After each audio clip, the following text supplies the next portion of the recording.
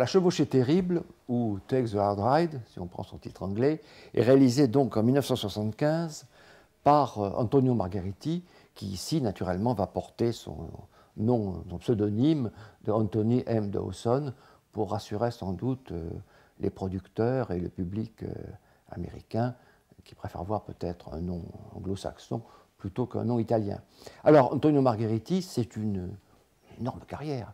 Énorme carrière, où on voit notamment dans les films fantastiques qui tournent en Italie, La Danse macabre et La Vierge de Nuremberg, qui sont deux des classiques du genre, et une multitude de westerns italiens, de western spaghetti. C'est pour ça, naturellement, que la Fox l'a engagé.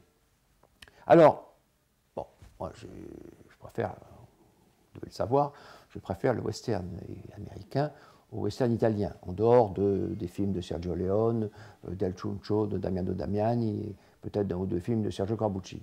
Donc, on peut se dire, a priori, que l'idée d'un studio américain, d'un grand studio, d'aller chercher un cinéaste italien pour réaliser un western est une très mauvaise idée.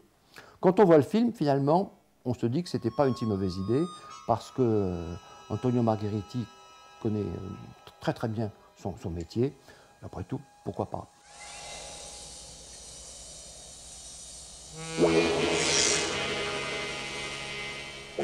Nous sommes en 1975, on commence à se rapprocher sérieusement de la fin du western.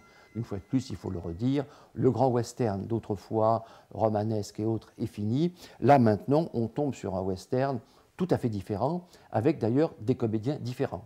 Et les comédiens sont d'autant plus différents qu'ici, il ne s'agit pas de retrouver des gens qui, d'ailleurs, pour la plupart, sont morts, que ce n'est pas Gary Cooper, Clark Gable ou autres.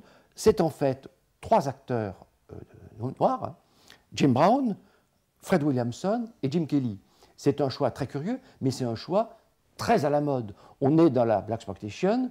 Black Exploitation, aux États-Unis, permet donc de toucher un public noir, qui aime peut-être voir des comédiens noirs, vous avez bien raison, et on utilise des gens extrêmement connus. Jim Brown est un footballeur ultra connu. Il a débuté au cinéma dans Les Sans-Fusils, qui est d'ailleurs dans notre collection.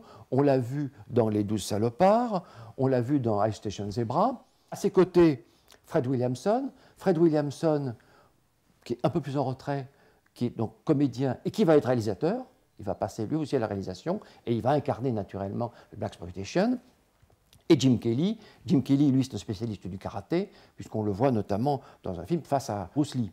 On a trois comédiens très connus, pas nécessairement pour leur carrière d'acteur, et Margheriti en profite pour jouer là-dessus.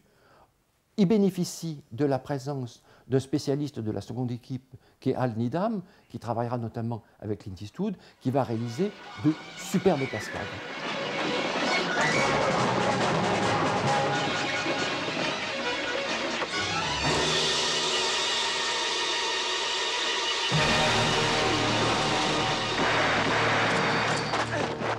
Le film se tient très bien, Margheriti s'en sort très très bien. Ce qui est d'ailleurs frappant, c'est que j'ai l'impression, alors j'hésite toujours à avancer des affirmations, j'ai l'impression que c'est pratiquement son seul film américain, mais il aurait pu en réaliser d'autres, sinon que le film n'a peut-être pas fait une carrière exceptionnelle, parce qu'en fait, le genre commençait déjà à disparaître. Le public avait perdu l'habitude de voir des westerns.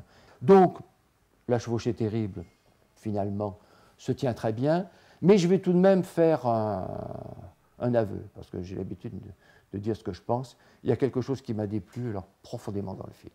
Profondément. Vous connaissez Harry Carey. Harry Carey était la vedette des films de John Ford, notamment de ses films muets. Superbe acteur. Harry Carey a eu un fils, Harry Carey Junior, qu'on voit dans beaucoup de films de Ford, notamment dans Three Godfathers. Il est l'un des trois parrains qui part avec le petit enfant pour tenter de le sauver. Et là, on voit Harry Carey. Donc, c'est très bien. Mais qu'est-ce qu'on voit Harry Carey faire? On voit à un moment Harry Carey aller se soulager. Bon, ce qui est bien son droit dans le film. Mais au son de quoi? Au son de My Darling Clementine.